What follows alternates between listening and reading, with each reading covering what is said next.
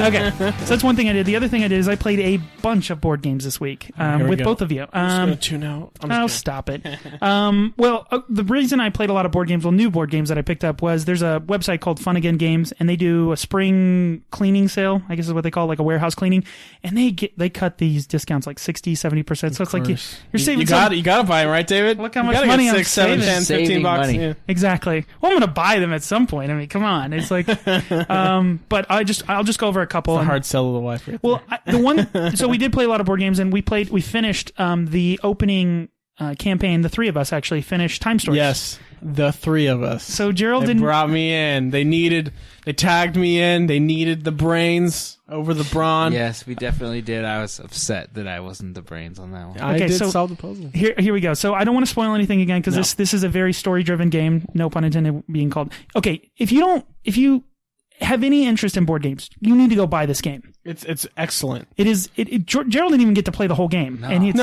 he still loved it. It's great. I can't wait to play the next expansion. It's sitting right there, right in front of us. Yeah, it's down on the ground. Where's the case? I'm gonna play.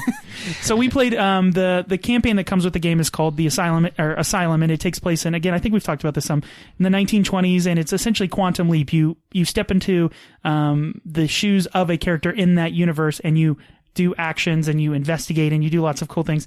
But the puzzle solving in this is brilliant. And again, the game knows that it's a game, and it screws with you. I'm not going to ruin anything here, but there's a part of the game we were doing something, and it essentially just led us to a dead end. And every game that does the trail that we were going down is the trail that you go down to beat the game. You're like, I'm still going down this. Things are still happening. I know this is the right way to go. Because why wouldn't it be? And then there was like tons of like hard people to fight and puzzles. Like that. Yeah, it seemed so natural, and the other option seems so too simple. Natural. Yeah. And the game knows that, and it's so clever. So what's unique about this game? It costs probably about $35 to $40 to buy the base game, but then they have expansions, and essentially you fit these campaigns. Think of like a cartridge in a Nintendo, or a disc in a Xbox, and you put a new game into this engine, and then wait for updates. Yes. Fortunately, you don't have to update this game. That's the one good thing about board games, is no digitalness. Well, actually, there's a lot of games that use iPad integration, but there's like some things about this game, like at the end of the game, like I said, I'm not going to spoil anything, but it's like, hey, now that the game's over, do this. And like, I didn't even know that was there. Like, it's just so crazy. Yeah, it's just like, and it surprises you. Yeah. And it's a fantastic game. And there's a couple expansions that are out now. There's one called The Marcy Case, which from what I've seen, I haven't played it obviously, but it seems more like a detective, sleuth, whodunit. And then they have another one that came out called, it's about dragons. I forget what it is. But what's cool about this game is it's time traveling. So you can go anywhere in time, and it does like alternate universes. So they can the dragon one's like in the future, but obviously Prophecy of Dragons. And then there's another one coming out called Under the Mask, and it takes place, it looks like in Egyptian time. So it's cool. It's endless. The options are endless. They could just start making stuff up, aliens and this and that. As long as they keep it this quality, I'll play every single one. Yeah, and so the game, like I said, it takes about I'd say 5 hours to play if you play it real quick. I mean, if you play it real quick, you probably get it done in 3 hours. But if you're smart enough. Yeah, it's tough. There are tough puzzles. It's not easy. Cannot recommend this game enough. Absolutely go pick it up. It is worth every penny. And find 3 friends. Do yourself a favor. Find 3 friends and play it, because it's so cool. Okay, so the other game that we played today, me and Gerald, and I know Jordan's played it, is Legendary Marvel. So Legendary is a deck building game. So if you don't know what a deck building game is, essentially you start with a set of cards, and throughout the game you use those cards to buy more cards, and you make your deck of cards stronger and better to beat the game. But at the same time, it's a cooperative game. So you're working, and it's Marvel, so you have all of the classic characters, Spider-Man, Gambit, Wolverine, Hulk, Captain America, and you're fighting against classic bad guys, Doom, Magneto. Loki, yeah. Yeah, so that's the standard game. That's the one that came out first, and it's a fantastic game. You're recruiting other superheroes to help fight bad guys, and if they are on the board too long, then negative things happen. And it's very thematic, and the way the superheroes work together, like everything just makes sense. Yeah, like if you have teammates like on the Avengers, then they give boosts to other cards. It's really, really cool. The artwork's fantastic. Mm-hmm. It's a simple game, but it's got some depth. And Jordan, they came out later. They came out with a version called the villains. Legendary Marvel Villain. So then you play on the opposite side. You're Magneto, you're Loki, and you're trying to... That's the only one I ever played. I never played the regular one. It's the same game. But there is some little twist. Now you can obviously take these two and you can mix them, which I love. Like, Magneto every once in a while helps the X-Men because he has to. Yeah. There's no other option. Right. So you can mix and match those characters into this, and you can have, you can make any kind of build you want. They've come out with tons of expansions. They've got a Spider-Man expansion. It's a card game. They had a Guardians of the Galaxy one, which we played, which was fantastic, but it's super hard. It's against Thanos, so it thematically makes sense, but you have to get all of the Infinity Stones. But if you do get an Infinity Stone, you get some crazy ability, but if you hold on to it too long, you get damaged. It's super cool. Thematically, the game is, again, super, super, super fun. If it's cooperative, I would say probably at most I would play it is probably 3 players.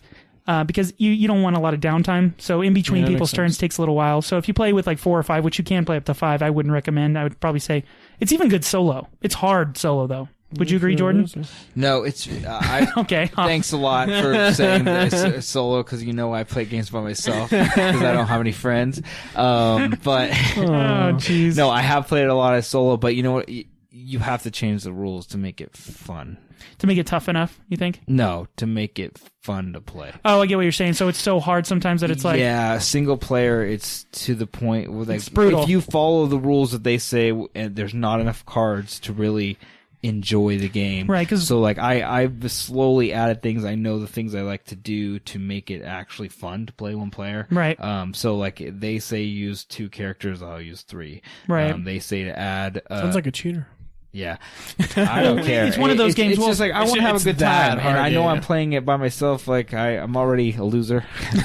So if I'm not having a good time being a loser, then I'm really screwing it up. You know what I mean? So I will change the rules to have a good time. Oh, jeez, that's fantastic. No, I didn't know you got the Predator one too. Yes. We got to play those next. Okay, so there's also, again, I'm not going to spend too much time on these 2, but they came out with some not expansions, but different games that are based on the same kind of core mechanic. They have a legendary Aliens version, which goes through all 4 movies: Aliens, Alien Resurrection, or Aliens 3, and then Alien Resurrection. Yeah. And actually, the thematic part, you can pick the decks that actually correspond to the movies. So it's great. What's cool is where I was telling you bad guys will come out into the city in the Marvel game and you'll have to fight them. In the Alien game, the aliens come out, but the cards come out face down. So you have to first scan them to actually see what the alien is. Remember, in the movie? Thematic, yep. It's very, very thematic. And there's things where, in this game, if in the Aliens game, if you actually get one of those chest poppers, it'll actually hit a player. And if it doesn't get killed quick enough, it'll pop out of the chest. And then if you play it the right way, quote unquote, then that person becomes an alien. And then they start attacking the other players. It's really cool. So you have this almost hidden traitor, potential traitor, in the game, and so that's great. And then they also came out with a Predator version. So again, fantastic, and it has Arnold Schwarzenegger's character in it. Awesome. It's great. How is it when you do the mixing of? I haven't mixed it yet. Oh, I haven't mixed it yet, but they have an actual set game that they say take these cards, and do Alien versus Predator. That's super cool. And you can play as the Predator, or you can have one of the players play as a Predator, similar to the Alien thing, where it's kind of a traitor versus the other people. So not only are you playing the game, you're against the game, which has a difficulty in and of itself. You actually play against another player. Yeah, fantastic games. I can't recommend these games enough. They're a little bit a pain to put together. I mean, there's so many so many different decks of cards and all that stuff. Right, and they have dividers and they make it easier to put together, but it is kind of a pain to break down and put out. It probably, I'd say 15-20 minutes just to get set up, which is kind of sucks. But if you play 2 or 3 games, and then it's worth it. So that's what I was doing. All right, let's move on. You had a little bit of some fun news about Tesla. You were talking to me about this earlier. News. We got news. Okay, what's up? I don't know who Tesla is. Not Nikola Tesla, nor David Bowie. Not that Tesla. Yeah, got it. We'll call back to the beginning of the episode. There you go. Anyways, so Tesla came out. They announced their Model 3.